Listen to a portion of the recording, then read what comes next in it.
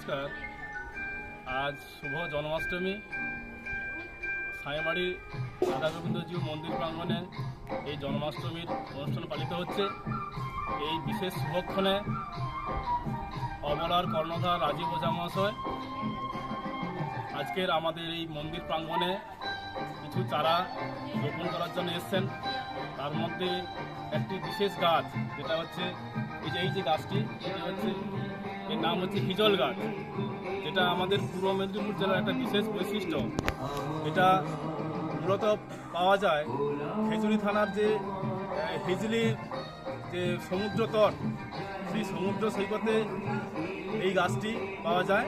এখন গাছটি প্রায় বিলুপ্তির পথে, সেই কারণে অবলার পক্ষ থেকে এই গাছটিকে পুনরায় যাতে ছড়িয়ে দেওয়া যায়, গাছটিকে যাতে বেশি করে বিস্তার লাভ করতে পারে, সেই উদ্যোগ ওনারা নিয়েছেন ওই সংস্থার পক্ষ থেকে।